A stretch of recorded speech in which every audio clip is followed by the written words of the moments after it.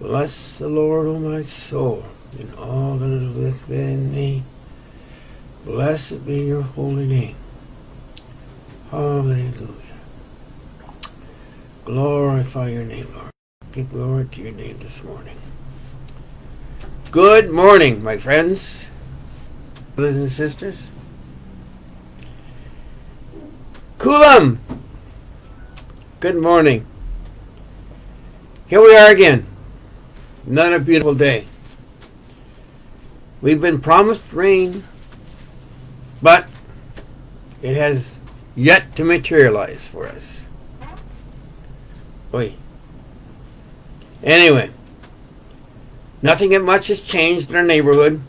It is still quiet, but across the border it is business as usual. Our IDF is still uncovering lots of big tunnels, and destroying lots of weaponry that the Hezbollah has.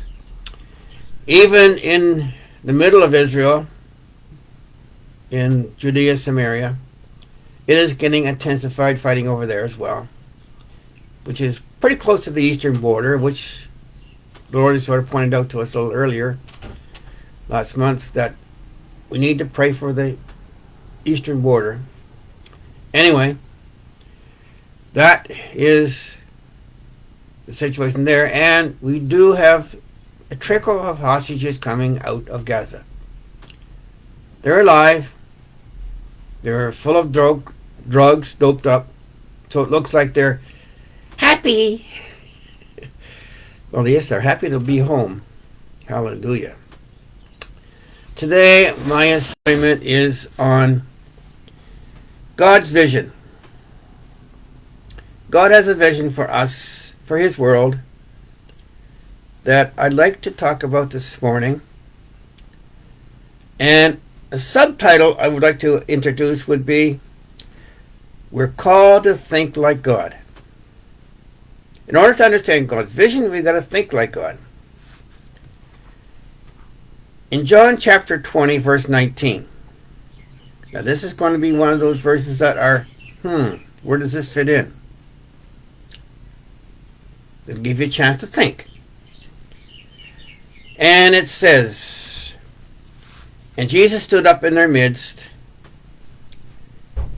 and even when the doors were shut, He stood in their midst. He entered that room, as it were, and the doors being locked. Suddenly He appeared. There He was. John chapter 20, verse 19. What do we see God saying? What do we see God doing? What are we doing today? Looking at God's vision. Our starting point always, for me, this is one of the places where I've always started, because it is one of those first mentioned scriptures, which is back in Genesis chapter 1, 26 to 28. And it is, I'll put it in this hand. It reads like this. And God said, Let us make man in our image, according to our likeness. Let them have dominion over the fish of the sea, over the birds of the air, over the cattle, over all the earth, and every creeping thing that creeps on the earth. So God created man in His own image. In the image of God He created him, male and female, He created them. Then God blessed them and said to them, Be fruitful and multiply and fill the earth, and subdue it. Have dominion over the fish of the sea, over the birds of the air, over everything that lives and moves on the earth. That's, in a nutshell, God's vision for the earth and for us. He created us in His image, in His likeness. Therefore, there is something about these verses that is very significant to understand. When He created us in His image, in His likeness, He created us male and female, and then He says, reproduce, there will be an image that we are to grow into, or to, when we're born, I guess you could say, we have to reflect the image of our Creator. It's like, I'm a son of mom and dad. Therefore, I will reflect my mother and father. In Genesis 2, God created man with a spirit inside him, which is the Holy Spirit. That's chapter 2, verse 7. In chapter 2, we also read that Adam was given an assignment by God to name all the living creatures. And he gave every one of them a name. How long that took, I'm not sure, but he was capable of doing this. We also read in Genesis chapter 3 that Adam walked with God in the cool of the night. They had a relationship, they had fellowship together, they were discussing creation probably. God was mentoring him to be more of a leader or have dominion over the earth, talking to him about how things work, how to make things work, how to expand the garden, probably that kind of things. We don't know. One of the important things I understand here is that it is a personal relationship with God. Personal, that's number one. And as you read throughout Scripture, we have people like Enoch in chapter 5 of Genesis, who walked with God. He found favor with God, and he walked with God, and he was not. Think about it. Have that kind of relationship with God, where at the end of our lives, we just sort of walk off into the heavens. Maybe like Elijah, the chariot of fire came down and picked us up and took us home. Elijah and Elisha, when they prophesied, it was prophesied that they stood before God and spoke what God told them to speak. Interesting relationship they had with God. One of the things that I've learned from Adam and Eve is, first, they had an identity as a son and a daughter of God, which they were created to live eternally with God in this relationship. Now, our relationship with God when God created us was an eternal relationship, which means we were not supposed to die. We're not supposed to go into Genesis 3 and read that Adam and Eve ate of the forbidden fruit, and they died. Rebellion, our will took over, and we did the things what God told us not to do. But then, we have to go to the New Testament. After Genesis 3, God promised there will be a Redeemer coming who will redeem us from all our faults. We all know that famous verse in John chapter 3, verse 16. We can all quote it. For God so loved the world that he gave his only begotten Son, that whosoever believes in him should not perish, but have eternal life. God's vision for us is live eternally with him, having fellowship with him, having the same mind as him, as Paul talks about in 1 Corinthians chapter 2, verse 16. We are to have the mind of Messiah, or the mind of Christ. We are called to think like God. But over time, living in this world and having the influence of this world, we have become a bit clouded in our thinking.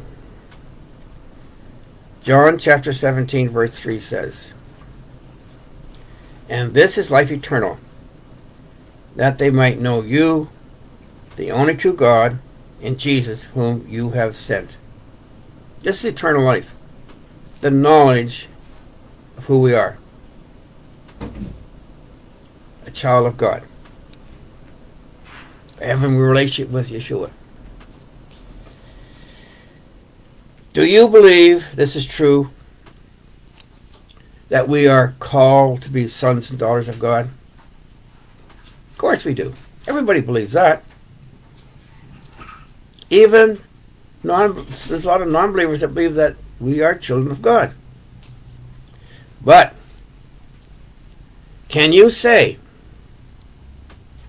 from the depth of your heart, I am one of God's special kids? I am his special son. I am one of his special sons. Chosen sons. I'm one of them. Can you tell people that? Do you really believe that inside you? I am one of his special daughters. I'm special to God. That's who we are. That's thinking like God. Do you believe this? Romans chapter 8 verse 15 says, For you did not receive the spirit of bondage again to fear, but you have received the spirit of adoption, by whom we cry out, Abba, Father. Abba, Father. From creation, we have a Father who created us to be in his image, in his likeness, to have his mind, to think like he thinks, to live a life that he has created us to live. Okay? We have an Abba in heaven, eternity. Add to this thought, we were created in God's image. God has a vision for us. Now, I'm going to go to the big book in John chapter 20, because I want to read a bit again. Verse 19.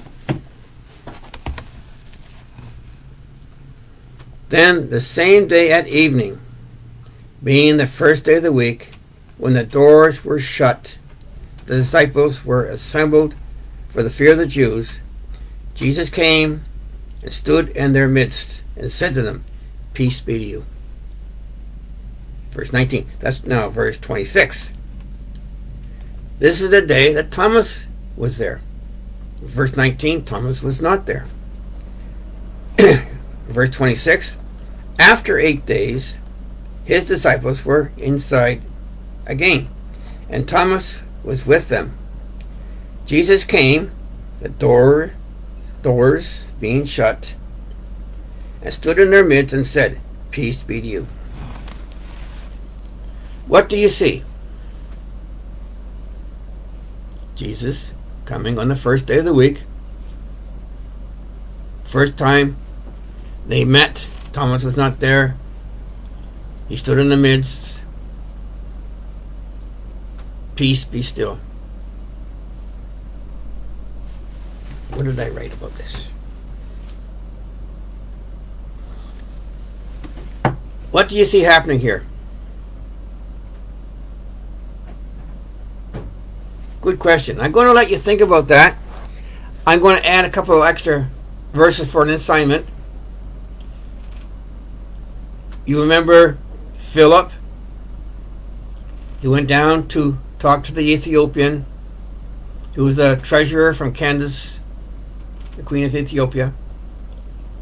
And in verse 39 of chapter 8, having finished his assignment, the Spirit of God caught him away. In Ezekiel chapter 3, verses 12 and 14, the same thing happened to Ezekiel. But there's a thought for you to meditate on. I can't give you the full answer because I don't know. But I know I see something there that I believe we need to explore. We are being groomed for eternity, to think like God, to think out of the box and put away all the impossibilities to what is possible with God. What is possible with God today? That's God's vision for us today. To look at Him and and the possibilities that we have with Him. So, having said that, I want you to think about it. What is possible with God? I'm going to say goodbye for now. You can ponder these things. If you want to talk to me or write to me, please do. I would love to see and to hear from you, hear your comments. God bless you. We'll talk again, Lord willing, next week.